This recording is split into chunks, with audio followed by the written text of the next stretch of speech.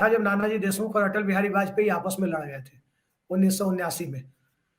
लेकिन ये संगत लंबे समय तक कायम क्यों नहीं रह सकी? आज बीजेपी एक ऐसा दिखता है जहां पर एक व्यक्ति का आदेश सब आंख मूंद कर मानते हैं।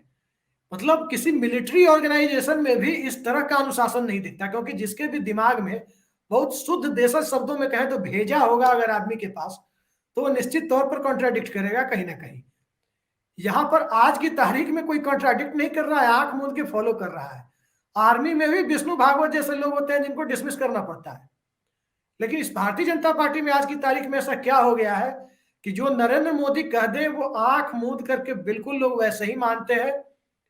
जैसे एक आर्मी के जो छोटी सी टुकड़ी होती है जो बॉर्डर पे लगी रहती है, वो अपने कमांडर का आदेश मानती है। क्या लग रहा है आपको इसमें? आप म्यूट हैं। हर संगठन का एक कल्चर होता है, एक ट्रेनिंग होती है। हम जो समाजवादी लोग जिनका आपने जिक्र किया, हम लड़ते ही रहे आपस में, तो हम लोगों की लड़ाई तो कांग्रेस में ही शुरू हो गई थी।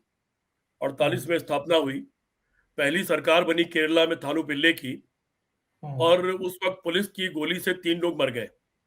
और डॉक्टर राम मनोहर लोहिया ने अपने ही मुख्यमंत्री को कह दिया कि इस्तीफा दो, आखिर सरकारी गोली से कोई क्यों मरेगा, और उसमें पार्टी टूट गई थी।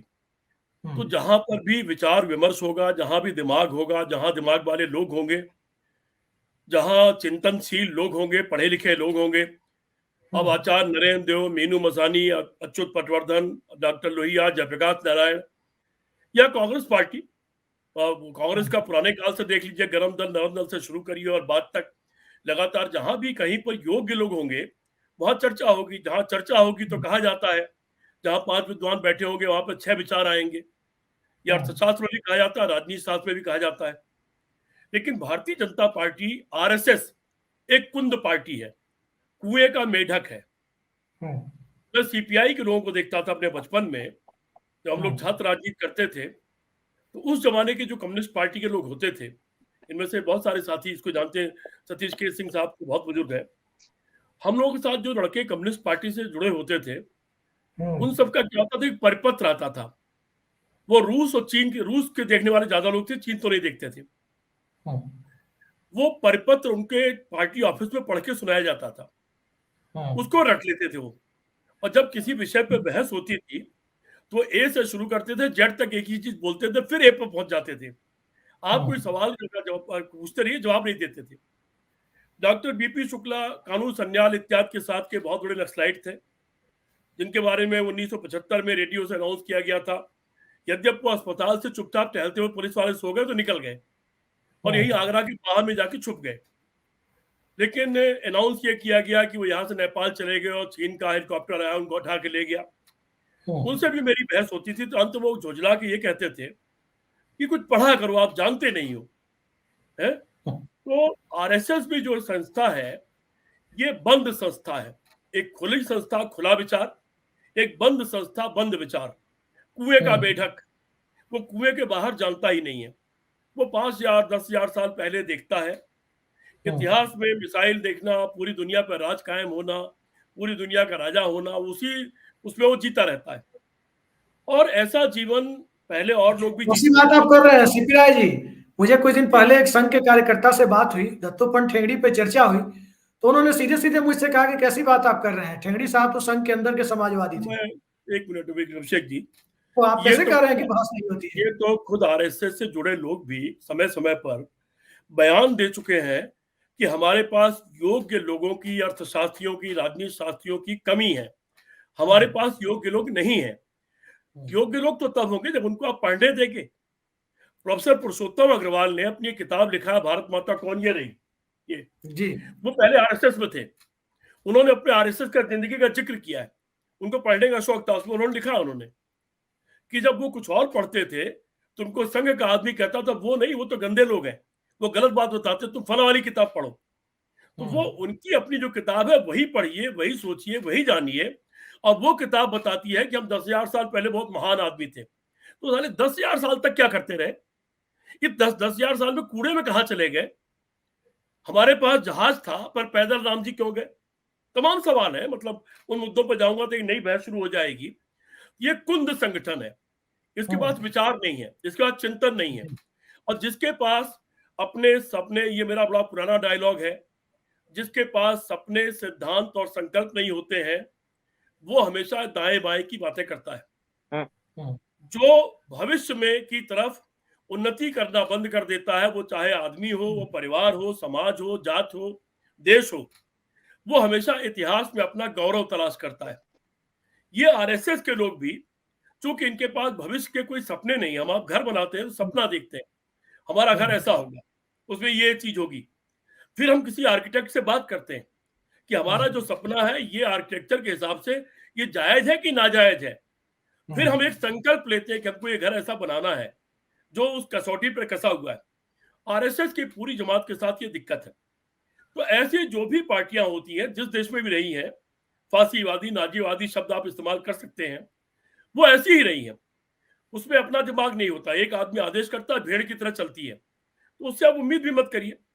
हम लोग इनको नहीं, मैं झेल चुके उनसे हैं। उम्मीद नहीं कर रहा हूँ सीपी राय जी। मैं ये पूछता हूँ, मुझे एक आर्किटेक्ट ने कुछ दिन पहले बताया कि जब जो कम पढ़े लिखे लोगों के पास जो पैसा आ जाता है तो उनका घर बनाने में दिक्कत नहीं होती है जब उनके घर का वो नक्शा वगैरह बनाते हैं।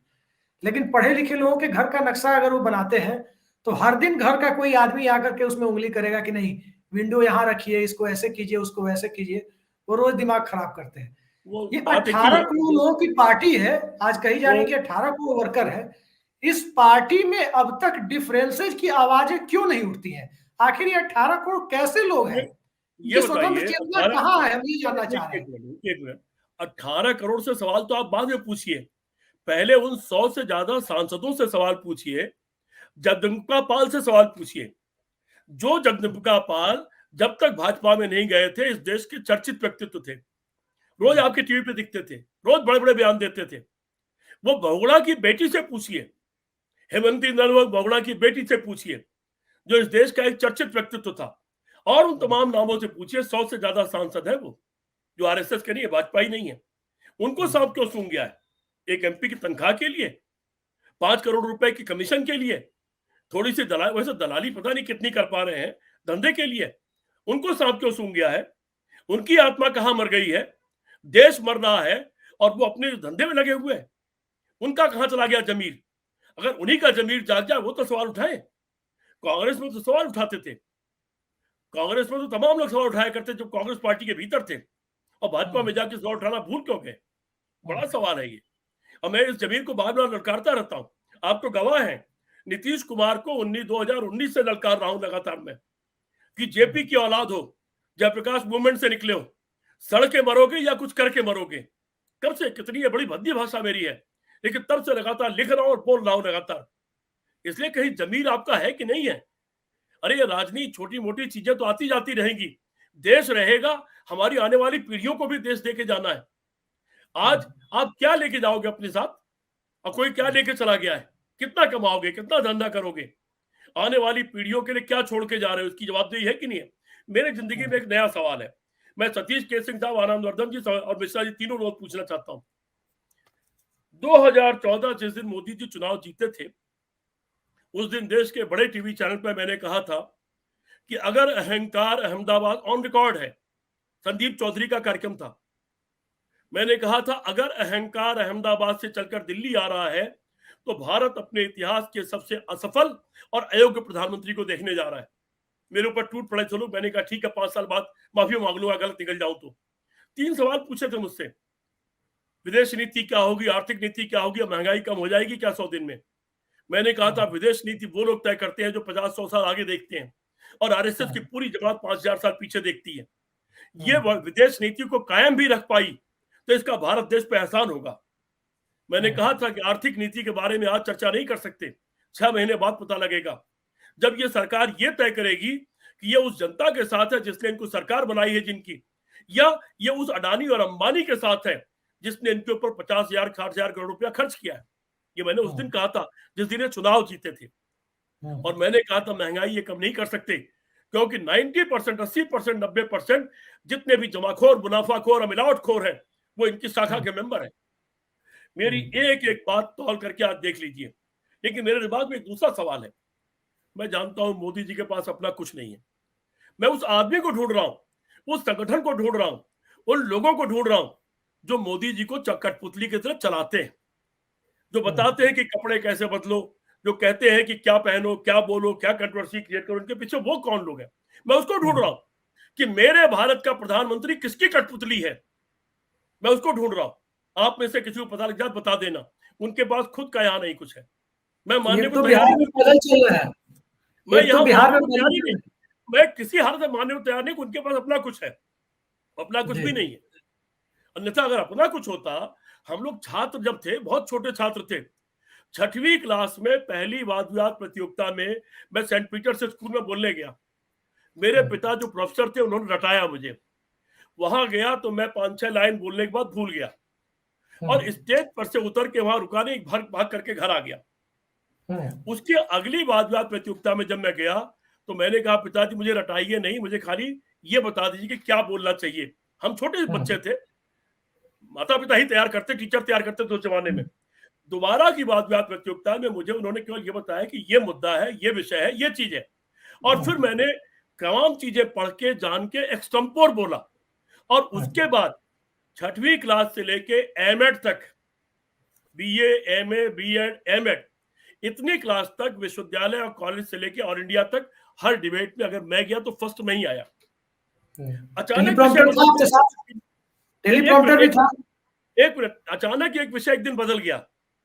आपातकाल के खिलाफ विषय था और अचानक विषय बदल गया, महिलाओं पर आ गया। लेकिन वहां पर हम जैसा छात्र भी बोल लिया। मोदी जी का टेलीप्रॉम्प्टर बंद हो जाता है तो घिघियाने लगते हैं। ऐसा कैसे हो सकता है जिस आदमी के पास दिमाग हो, नॉलेज हो, वो टेलीप्रॉम्प्टर बंद होने पर घिघियाने लग जाए, चुप्पी साध जाए? ऐसा कैसे हो सकता है? भारत का प्रधानमंत्री इतना नालायक कैसे कोई हो सकता है? इतना नाकाबिल कैसे हो सकता है? इतना अयोग्य कैसे हो सकता है? प्रधानमंत्री की हम नहीं कर रहे हैं बात, भारतीय जनता पार्टी के सेंट्रलाइजेशन की कर रहे हैं। प्रधानमंत्री इतना अयोग्य कैसे हो सकता है?